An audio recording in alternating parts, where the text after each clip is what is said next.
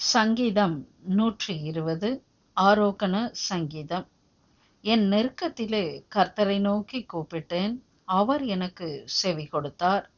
கர்த்தாவே, பொய் உதடுகளுக்கும் கபட நாவுக்கும் என் ஆத்துமாவை தப்புவியும். கபட நாவே, உனக்கு என்ன கிடைக்கும்? உனக்கு என்ன செய்யப்படும்?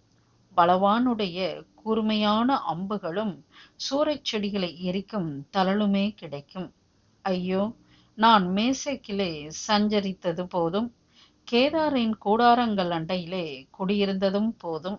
சமாதானத்தை பகைக்கிறவர்களிடத்தில் என் ஆத்துமா குடியிருந்ததும் போதும். நான் சமாதானத்தை நாடுகிறேன், அவர்களோ நான் பேசும்போது யுத்தத்துக்கு எத்தனப்படுகிறார்கள். 121 சங்கீதம். எனக்கு ஒத்தாசை வரும் பர்வதங்களுக்கு நேராக என் கண்களை ஏறெடுக்கிறேன். வானத்தையும் பூமியையும் உண்டாக்கின கர்த்தரிடத்திலிருந்து எனக்கு ஒத்தாசை வரும். உன் காலை தள்ளாட ஒட்டார், உன்னை காக்கிறவர் உறங்கார். இதோ, இஸ்ரவேலை காக்கிறவர் உறங்குவதும் இல்லை, தூங்குகிறதும் இல்லை. கர்த்தர் உன்னை காக்கிறவர். கர்த்தர் உனது வலது பக்கத்திலே உனக்கு நிழலாய் இருக்கிறார்.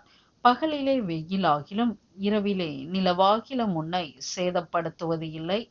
கர்த்தர் உன்னை எல்லா தீங்குக்கும் விலக்கி காப்பார். அவர் உன் ஆத்துமாவை காப்பார். கர்த்தர் உன் போக்கையும் உன் வரத்தையும் இது முதற்கொண்டு என்றென்றைக்கும் காப்பார். ஹல்லேலூயா. ஆமென்.